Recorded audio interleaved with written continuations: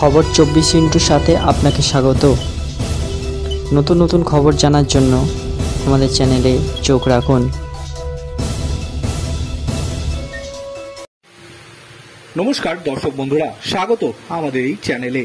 টানা 6 ম্যাচ হেরে চরম বিপর্যস্ত আরসিবি। এতটাই যে এবার আইপিএলে প্লে অফের সম্ভাবনা কার্যত নেই বললেই চলে।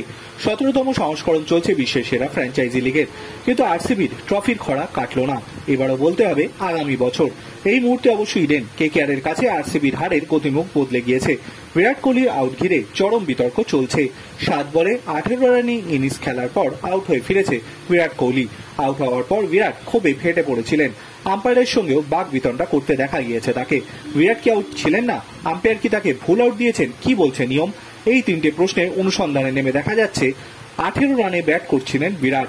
হর্ষিত রানার একটি ফুল টস বল খোঁচা দিয়ে আউট হন বিরাট। মাঠের আম্পায়ার আউট দেওয়ার পর রিভিউ নিয়েছিলেন বিরাট। ভারতীয় তারকার ধারণা ছিল হর্ষিতের বল তার কোমরের ওপর দিয়ে গিয়েছে।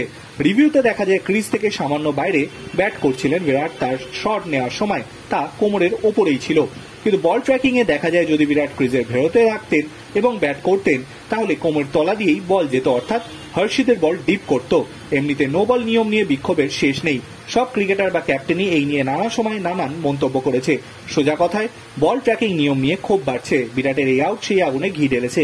কিন্তু এ নিয়েও কোনো সন্দেহ নেই, নো বা ওয়াইডের ক্ষেত্রে ব্যাটারের স্টান্স পজিশনই ধরা হয়, অর্থাৎ ওই ব্যাটার যদি লেগ বা মিডলে গার্ড নিয়ে ক্রিজে দাঁড়ান বল ট্র্যাকিং এর সময় তাই ধরা হয়ে থাকে।